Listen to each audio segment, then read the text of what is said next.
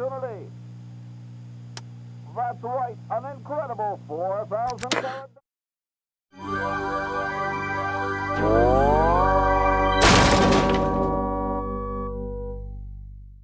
So, did we already introduce ourselves? Should we do it again for real?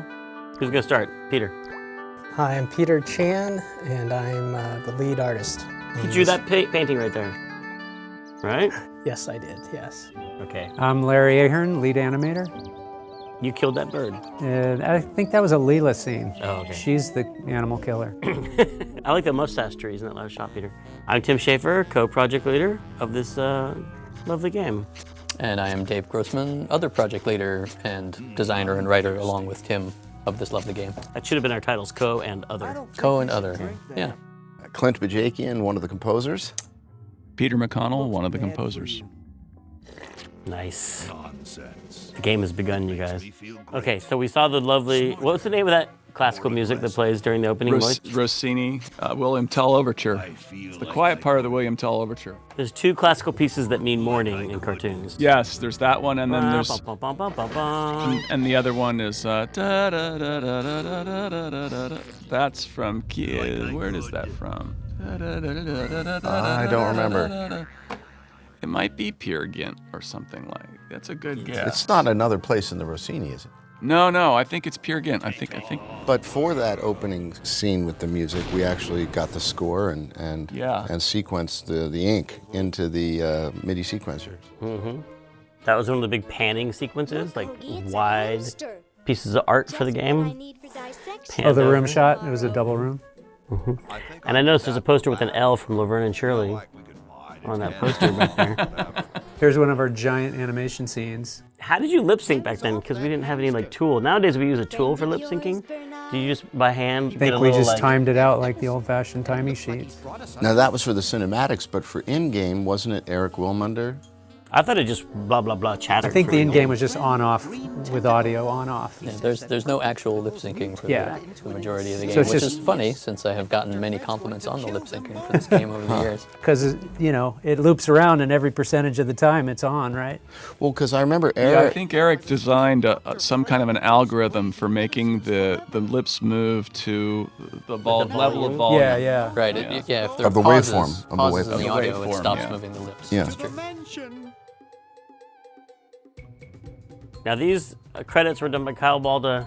That's you were right. saying entirely on his internship?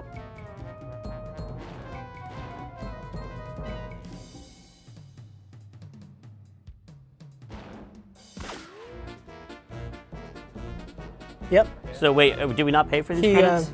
Or did we pay for them? You got paid, right? I think so, yeah. He took time. This is Peter, the other Peter. We took time out of CalArts. He came and spent some time with us, and we gave him this intro as an internship, and he did a fabulous job. Seems like a funny thing to do, like, hey, you're an intern, you've never done this before. Do you want to do the entire animated intro, the most... But I remember when he did, when he finished something, he shared it with us. We were all blown away by it. Yeah, it's awesome. The most iconic signature piece. Can you hurry and finish that before you go back to school? Set the entire That's right. tone for the look of our game, and It was excellent.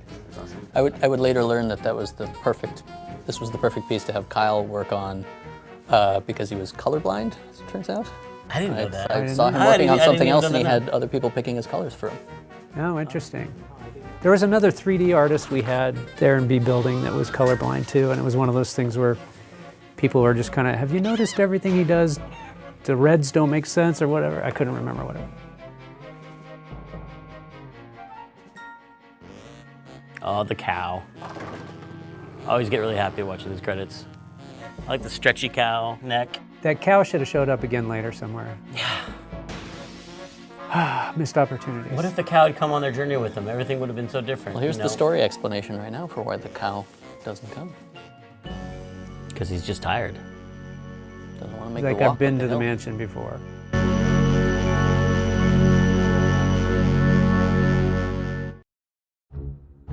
Now, this is the first fight I had with Peter McConnell. Do you remember this, Peter? Yes, I was gonna. You were gonna mention that? If you were gonna remember it. Because the opening cutscene was too long, and we always had a problem with too long opening cutscenes, and so we were like, let's split it in half and put an interactive sequence. So there's an interactive sequence that's about to start, but I seem to remember it was the wrong time of day for you because it's nighttime outside. It started in the daytime with the mutation scene, then it became nighttime. Right. But then what happened? Then it turned into daytime at the end. That's what bothered you because the music couldn't make that transition in your mind. Yeah, well, I think mostly I was crabby because you know we had to the cutscenes and the interactivity required a bunch of programming in iMuse, and I'd finished it one way, and then you changed it to another, and so I.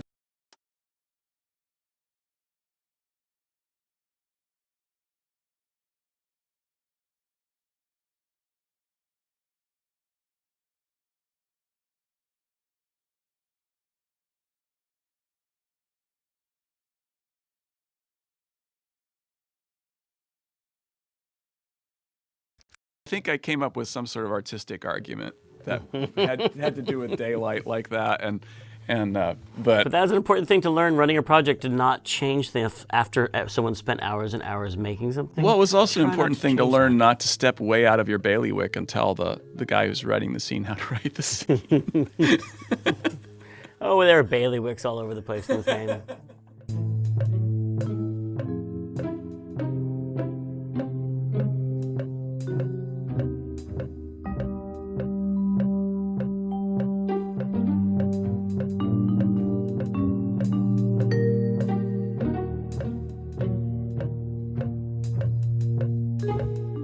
Hoagie's got that part. Hoagie's got that part of the house.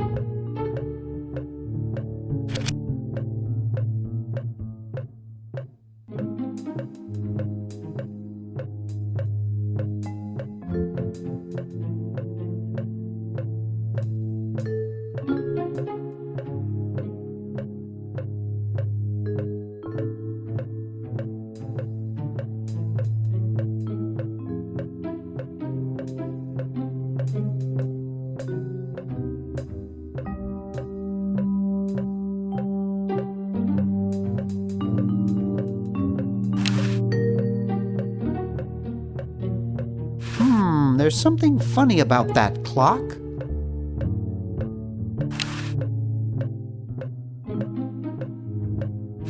Aha! A secret passage. This is all too easy.